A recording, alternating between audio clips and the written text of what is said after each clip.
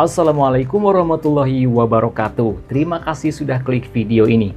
Saya akan kembali sharing ya, membahas tentang pengalaman saya membeli mobil second, di mana di mobil second ini setelah 2 tahun saya membeli mobil ini, ternyata di dalam mobil ini di bodinya masih tertanam GPS dan GPS-nya sampai saat itu masih aktif.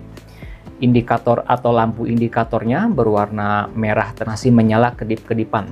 Tapi karena posisi si GPS ini berada di bawah yang tertutup, saya tidak pernah mengetahui bahwa di mobil saya masih tertanam GPS yang aktif. Hal ini saya ketahui pada saat saya pergi ke suatu bengkel untuk servis kamera ya, kamera mundur karena tidak menyala, tiba-tiba mati. Kemudian saya pergi ke bengkel untuk memperbaiki kamera mundur tersebut. Oleh pekerja bengkel, setelah diperiksa, kemudian diaktifkan kembali atau diperbaikilah. Setelah diperbaiki, si pekerja bengkel ini bertanya kepada saya, "Bang, apakah abang menanam GPS secara sengaja di mobil abang? Saya nggak pernah menanam atau memasang GPS di mobil ini." Dan si pekerja bengkel ini bilang, "Ini di mobil masih ada bang, GPS yang tertanam atau terpasang dan GPS-nya masih aktif." Pas saya lihat, wah ternyata benar, ada GPS di suatu tempat yang memang tersembunyi. Jadi meskipun lampu indikatornya yang berwarna merah itu masih menyala kedip-kedip, itu tidak pernah kelihatan karena posisinya dalam banget, tertutup sekali. Nah, oleh si pekerja bengkel tersebut saya diberikan saran, sebaiknya abang lepas saja GPS-nya kalau memang tidak merasa memasang GPS. Apalagi ini GPS-nya masih aktif. Khawatirnya, ini khawatir ya, bukan suuzon, bukan menduga-duga, tapi kekhawatiran demi keamanan.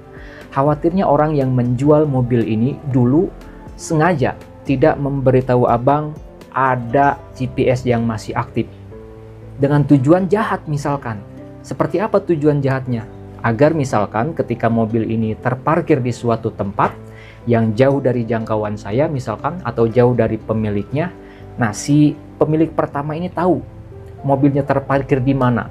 Karena dia sudah mempersiapkan niat jahat dari sebelumnya dan dia sudah mempersiapkan kunci cadangan atau kunci duplikat atau kunci serepnya, kemudian dia pergi ke tempat di mana mobil tersebut terparkir, bisa saja diambil kembali, dibawa lagi, dibawa kabur. Dan akhirnya saya meminta kepada pekerja bengkel tersebut untuk melepas perangkat GPS tersebut dari mobil saya. Nah, posisinya ada di mana saya perlihatkan. Sebetulnya ini sudah agak lama, tapi saya baru terinspirasi untuk membuat video ini agar banyak teman-teman yang bisa mendapatkan pengalaman saya ini mudah-mudahan bisa berguna. Jadi GPS-nya ataupun alatnya tidak sempat saya videokan karena sudah kurang lebih 1 bulan saya baru ingat, oh ini bisa jadi bermanfaat nih.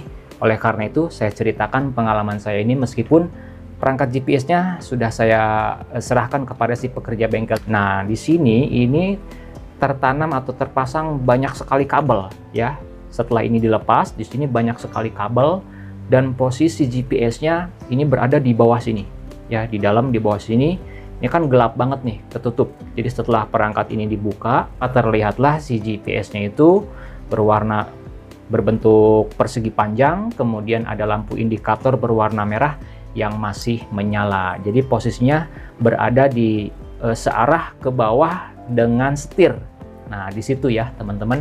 Nah, jadi demi keamanan saya lepas GPS-nya. Mudah-mudahan ini bisa menjadi wawasan nih buat teman-teman yang mungkin pengen beli mobil second, kemudian si pemilik pertama tidak pernah memberitahu apakah ada GPS-nya atau tidak. Tidak ada salahnya untuk mengecek, meng-cross-check di bagian depan ini apakah ada GPS yang terpasang. Apabila video ini ada gunanya, channel ini ada manfaatnya, saya mohon keikhlasan dari teman-teman semuanya untuk subscribe ke channel Pengacara Santuy.